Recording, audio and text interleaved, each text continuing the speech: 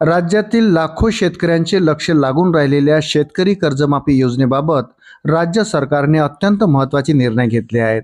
मंत्रिमंडळाच्या बैठकीनंतर राज्याचे कृषी मंत्री दत्तात्रय भरणे यांनी कर्जमाफीच्या वितरणाची तारीख जाहीर केली। येत्या 30 जुलैपूर्वी पात्र शेतकऱ्यांच्या खात्यात कर्जमाफीचे पैसे जमा केले जातील अशी घोषणा त्यांनी केली। मात्र याच वेळी त्यांनी एक मोठा खुलासा करत कोणत्या शेतकऱ्यांना या योजनेचा लाभ मिळणार नाही हेही स्पष्ट केले आहे। दुसरीकडे मुख्यमंत्री देवेंद्र फडणवीस यांनीही या योजनेचा परीघ वाढवत 56 लाख शेतकऱ्यांना मोठा दिलासा देणारी घोषणा केली आहे।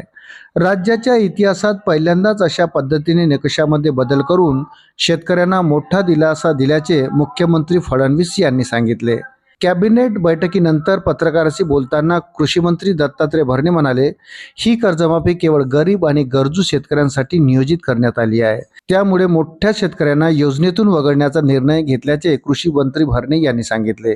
जे शेतकरी नियमितपणे आयकर भरतात त्यांना या कर्जमाफीचा कोणताही लाभ मिळणार नाही। आयकर भरणारे मोठे शेतकरी यातून पूर्णपणे बाद करण्यात आले असून अशा प्रकारची यादी शासनाने तयार केली आहे। या संदर्भात डेटा मिळवण्यासाठी मुख्यमंत्री देवेंद्र फडणवीस यांनी देशाच्या अर्थमंत्री निर्मला सीतारामन यांच्याशी सविस्तर चर्चा केली असून आयकरदात्यांची माहिती संकलित करण्यात आली आहे, असे कृषी मंत्री भरणे यांनी सांगितले। शेतकरी कर्जमाफीची प्रक्रिया अंतिम टप्प्यात। पुरवणी मागण्यावर राज्यपाल महोदयांची स्वाक्षरी होणे बाकी होते, ती स्वाक्षरी आता झाली आहे। त्यामुळे कर्जमाफीच्या वितरणाची प्रक्रिया आता अंतिम टप्प्यात असून 30 जुलैपूर्वी पैसे थेट शेतकऱ्यांच्या बँक खात्यात वर्ग होतील, अशी माहिती दत्तात्रय भरणे यांनी दिली। शेतकरी कर्जमाफीच्या व्याप्तीबाबत बोलताना मुख्यमंत्री देवेंद्र फडणवीस यांनी महत्त्वाची माहिती दिली। आजपर्यंत लगतच्या कर्जमाफी योजनेतले जे पात्र उमेदवार असतात त्यांना अपात्र करण्यात आले।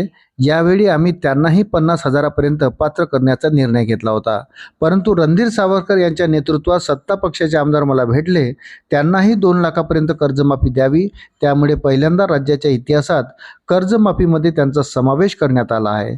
56 लाख शेतकऱ्यांची कर्जमाफी होणार आहे, असे फडणवीस म्हणाले। अशाच नवनवीन अपडेट्ससाठी व्हिडिओला लाईक आणि चॅनलला सबस्क्राईब जरूर करा। धन्यवाद।